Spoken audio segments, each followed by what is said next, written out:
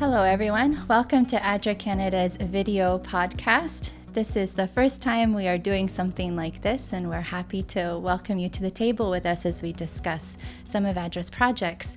Since this is our first time, I'd like us to go around the table and introduce ourselves. You're familiar with our voices, but maybe this is the first time you're seeing our faces. So I'd like to begin with Kayla. So my name is Kayla Casey. I am the social media and website coordinator. You seem so unsure about that. I always forget. It's quite a mouthful, so I always have to think about it. So, and I work for Sharmila in the Supporter Relations Department. My name is Sonia Fraser. I'm the Stewardship Coordinator at ADRA.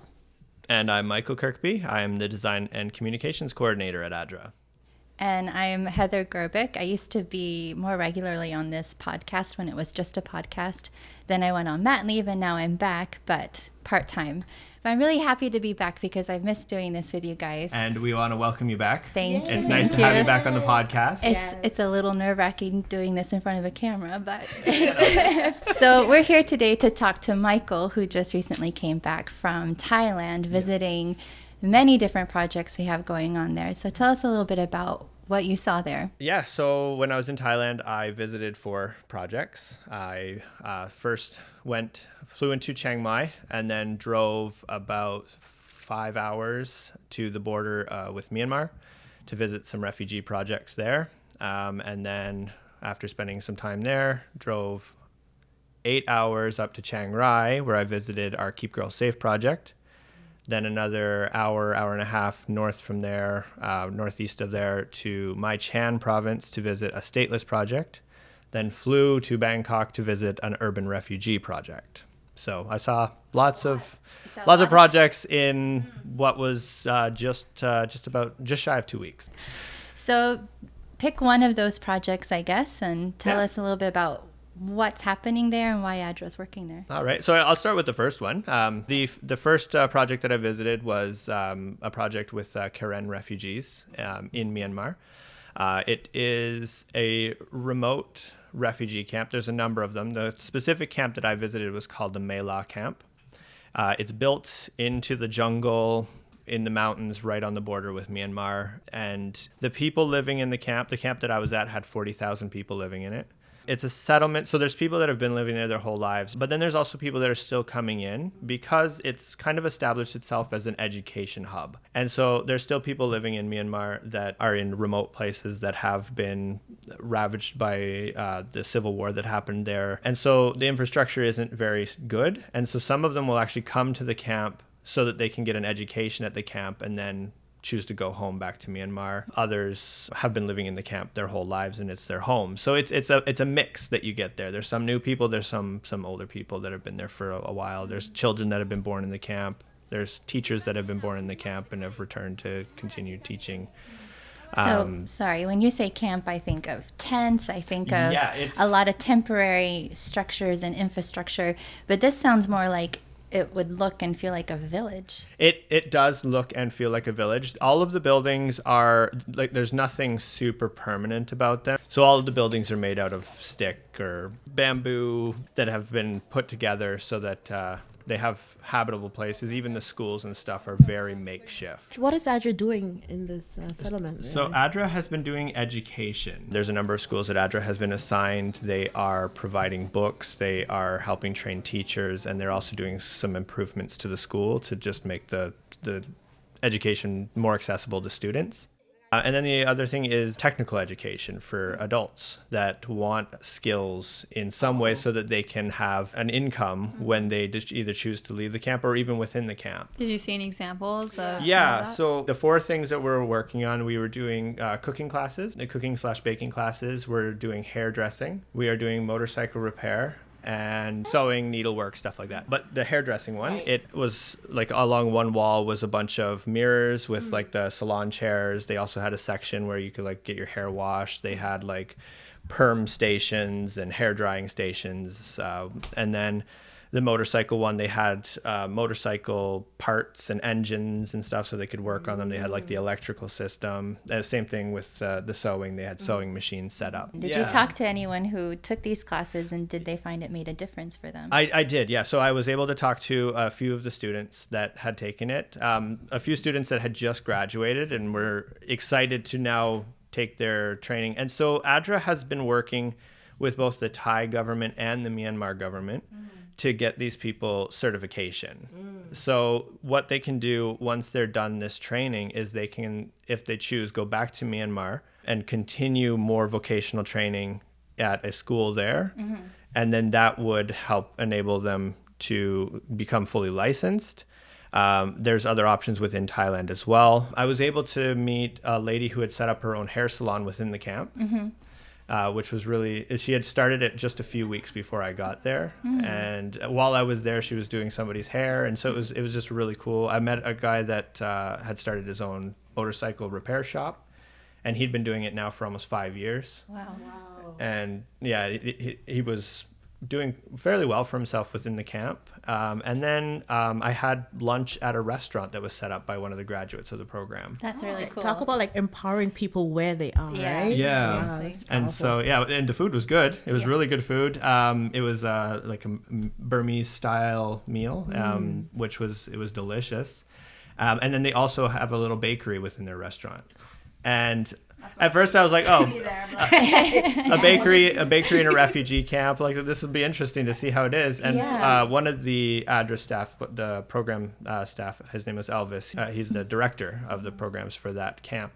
2 of his kids were having birthdays, and so he ordered cakes for his kids. Wow. And so he put in the order. The next day we came back, and they had these cakes. Wow. And honestly, they could have bought them at a store and I wouldn't be able to tell the difference. They were so well done. That's like, they amazing. were perfect cakes. And they were exactly what he asked for. He had asked for one that was like a Pac-Man cake. And another one was a Sophia the First cake. And they were just perfect. But yeah, so I was really impressed with just the ingenuity, with the drive of these people. I just want to say I really appreciate what you said, the drive of these people to do something for themselves. And I love that so much of ADRA's work is assisting people to assist themselves. Yes. And to come to a point where they don't need us anymore. The saying goes, you work yourself out of a job, and obviously we'll always need to be helping people until Jesus comes. That's our duty.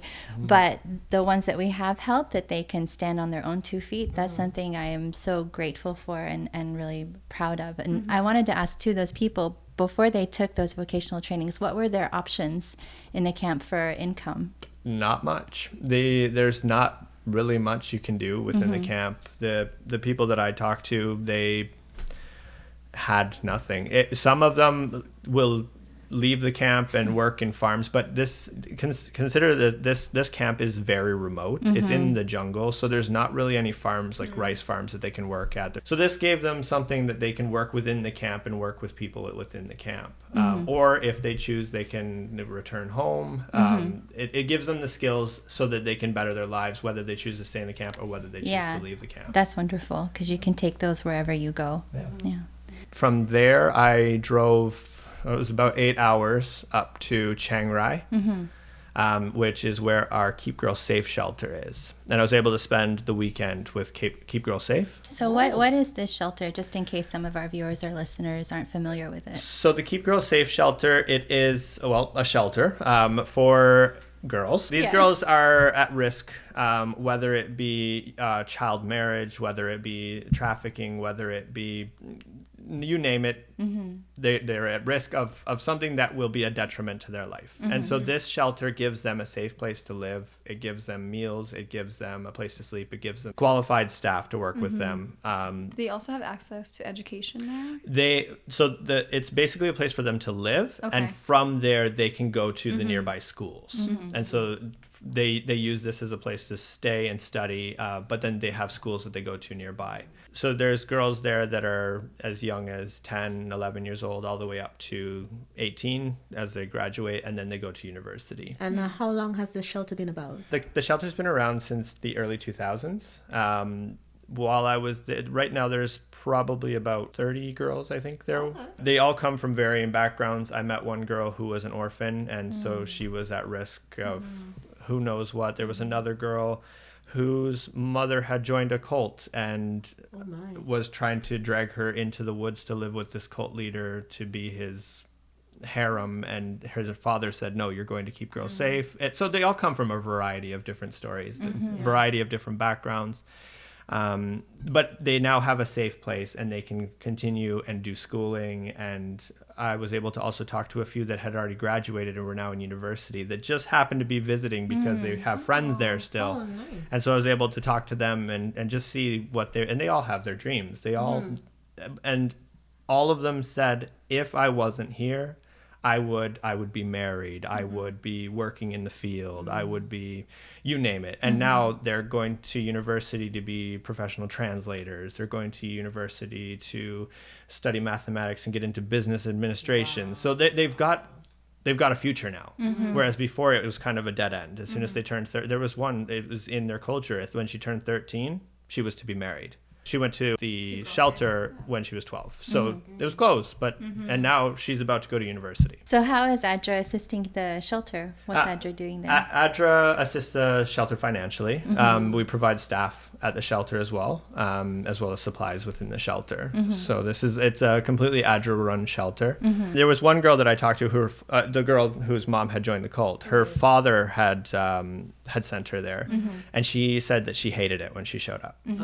She said it was horrible because it was so different, and she really wanted to go home, and her father said, give it 1 week. And she's been there for 7 years now, and she just loves it. She says she has the best friends there. She's almost about to graduate. She's got plans to go to university. ADRA, she was also stateless, which is the next project I visited. So she's stateless, and I'll get into more details on what that means. And ADRA's now working with her to rectify that situation. So there's so many advantages to going to this shelter.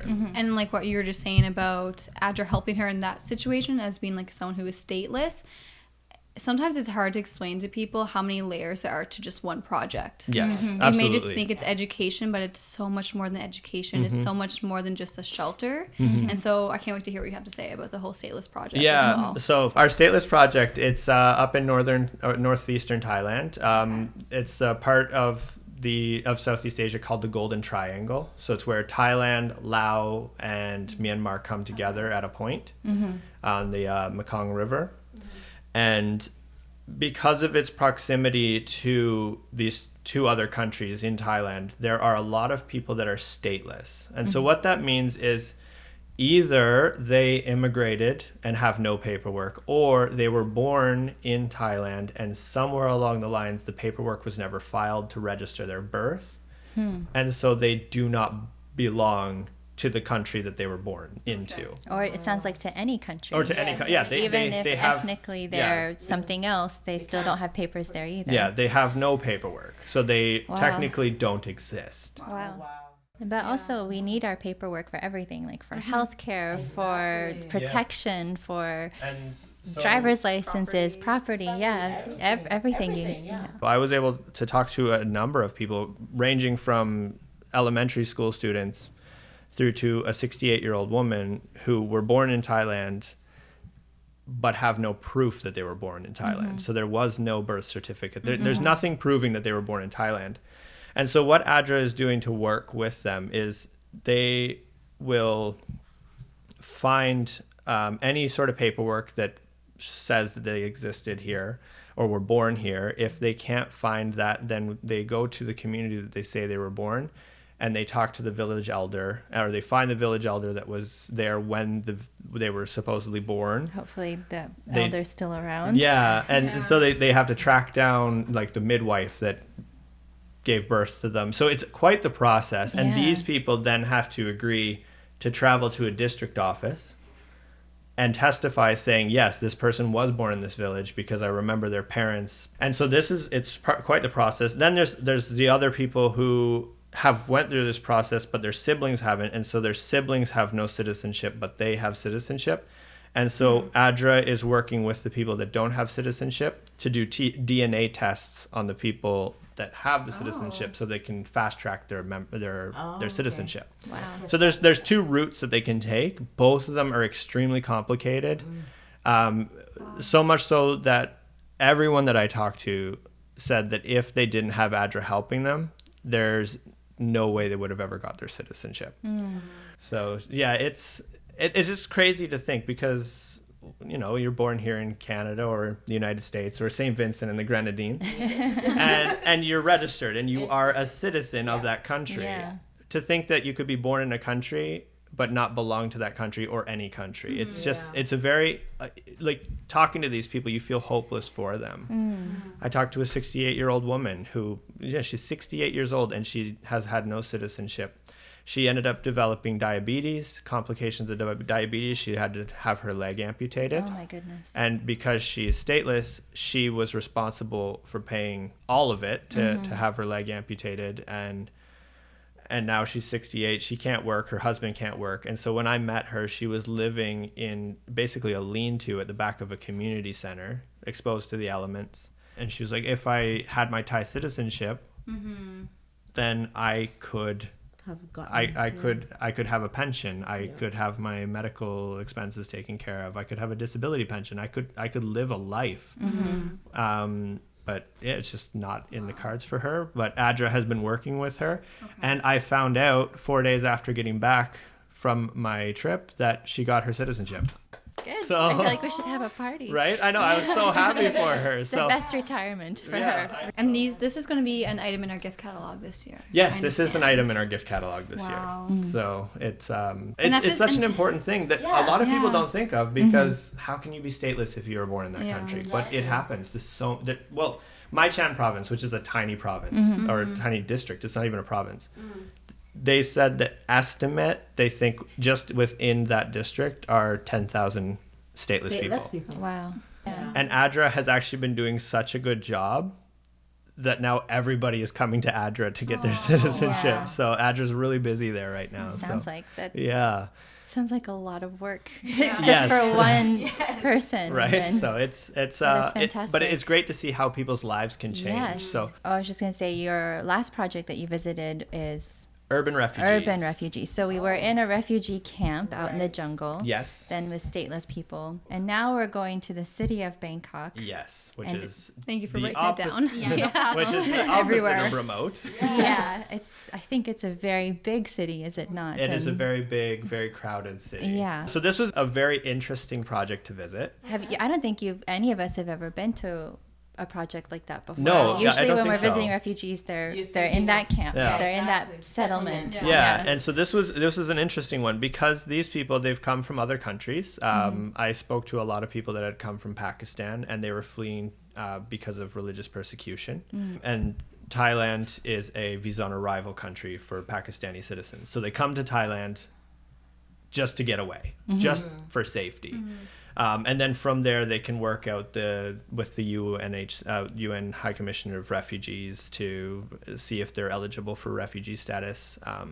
Some people are rejected. So it was a variety of people that I talked to. Some people were registered refugees. Some people had been applying, and for whatever reason, their claims had been rejected.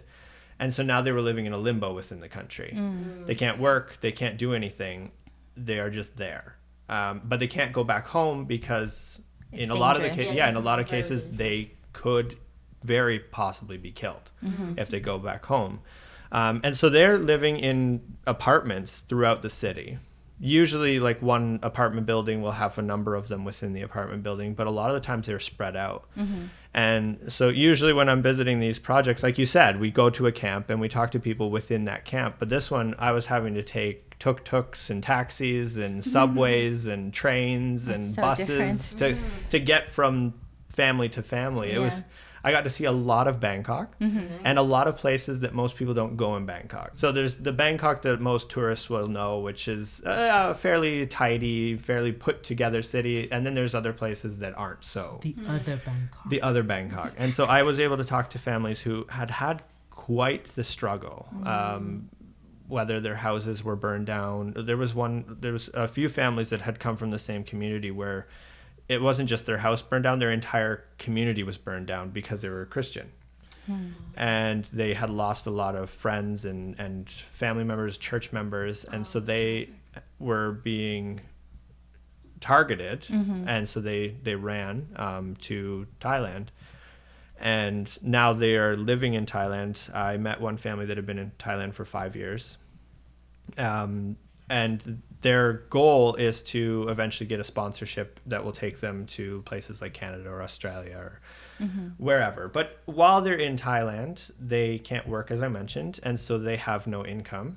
So ADRA is working with them to help them pay their rent, as well as providing them food, and also other necessities of life, whether hygiene products or whatever. So I met a few families, and when I asked, oh, where is your father? They would tell me he had been arrested and taken to the Immigration Detention Center. I talked to one family the father of the family had been at the detention center for 5 years. Wow. So the detention center is for anybody that's either overstayed their visa or come in illegally. They get arrested and taken to this detention center. I didn't know what to expect. We had visited these families, and they had told me about this detention center, and so we decided we should go visit. So were you visiting the family's father and husband? Yeah. Okay. So I had met a few different families who had mentioned that their father or their husband had been arrested and sent to the detention center, whether he was just walking down the street and stopped by the police and said, hey, show us your paperwork, and couldn't produce anything, or was trying to work or something. I don't know the story in all of the cases, but they were arrested and sent to the detention center. And so we had decided that we were going to go visit them in the detention center. And we asked the families if there was anything they wanted us to bring them. They all made meals and stuff like that. And we also went grocery shopping for them and got them a bunch of food and just supplies for them. And I wasn't sure what to expect. So I'm surprised. So you can bring stuff to them. You can bring stuff to them. So you can bring them like cash and stuff as well, so they can make phone calls. Right. They're allowed one phone call a day. I wasn't sure what to expect, honestly. I've never been to a detention center. I guess I had it in my mind that we would go in there and they would bring out the men that we were coming to see, and we'd sit down and we'd have a conversation. Right. We get there and we have to wait. It's about 2 hours to go in. We had to register. Okay. And they had to check all of the things that we're bringing. There was a set time at 9:45 you can go in, and at 10:30 you need to be out. Wow. That's and as we're sitting there, more and more people are coming, and more and more people are coming, and more and more people are coming, and then next thing I know, like, there's a lot of people there with us. So it's like a first come first serve. It's first come first serve. They allow 45 people in a day. I think it was 9:45 is when my time was, and so at that time you get a slip and you have to hand it in and then give them all of your phones, anything that you have on you that isn't going to them. So they are only allowed food and money. Okay. Wow. They check it and they take your passport. And that always makes me so right? Yeah. So I was like, oh, here we go. And then we walk in, and what I was met with was just mayhem. Absolute mayhem. So I come around the corner, and they have this huge auditorium in the center of this complex, and in the middle of this auditorium is a fence, and about 5-10 feet away from that fence is another fence. So and there's between, like a no man's land. And between that there are soldiers walking. Oh, okay. Or prison guards. Yeah. And all of the detainees are on one side of the far fence, and everybody that's coming to visit is on the other side of the other fence. And then the soldiers are walking in between. And the soldiers are walking in between, and everybody is just yelling to each other. Goodness. So wait, is this detention center solely for people who have outstayed their visa or immigration issues, or are they criminals? No, these are people that are there. I mean, I guess that's simply because they didn't leave the country when they should have, or they came in when they shouldn't have, or how they shouldn't have. Right. And it was just crazy. And there are people there from all over the world. Like, I saw every single skin color in that detention center, and it was crazy to see. And everybody is just yelling over top of each other, trying to communicate with the people that they are there to see. And so I'm there to talk to these gentlemen that I had met their families. I told them, I saw your son. He's this tall now. And I'm like trying to like just let him know. And all they wanted to do was pray for me. What? So I'm like, but let me pray for you. Yeah. So Did you have like a translator to say this, or no? was The gentlemen that I was there to see, they all understood limited English. Some of them knew better English than others. Okay.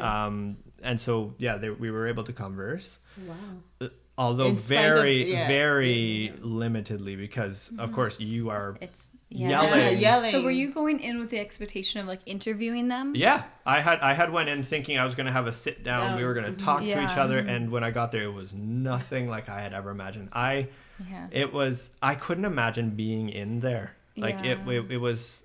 I felt hopeless for them. Yeah. I've never felt so hopeless for somebody. It was because their options are be deported back to the country that you are fleeing from, or somehow get a sponsor that will agree to take you to another country. Not within Thailand. Yeah. They have to leave Thailand. Wow. If the only way they're getting out of there is if they leave Thailand, or if they leave Thailand, whether it's back to their country or to a sponsor country. Wow. So these projects, Michael, they sound like they're doing a lot of good, but as with all things, it sounds like there's a lot more that needs to be done. Is there a way that our viewers can help if their hearts are touched and moved to do so? Yeah, all 4 of the projects that I've met are in our gift catalog this year. So if you've seen our gift catalog, or if you don't know of our gift catalog, you can go to adra.ca/gifts. If you have the gift catalog, there's a number of ways you can help support these projects. There's an item in there this year for refugees, a general refugee fund. And then we've also got an item in there specifically for Keep Girls Safe. We've got an item for citizenship. So you can help sponsor one person to get their citizenship. Wow. Yep. That's so exciting. This year we've got one that's to help people get their citizenship. And then we also have another one that will help support a urban refugee for a month. Okay. Wow. Well, thank you, Michael. All of those projects and stories were really moving, and it was great to hear them and to hear about what ADRA is doing in these places, especially in these places where there's such small stories on the media. Maybe they don't even make a blip, and yet ADRA is there, and that's really inspiring, and I'm very grateful for that. All right, thanks so much for joining us. I'm glad I could share my stories and to share more about the projects that ADRA has been working on in Thailand.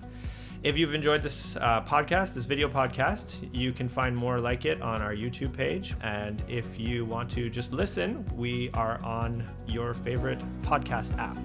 So check us out there. Thank you. Thanks.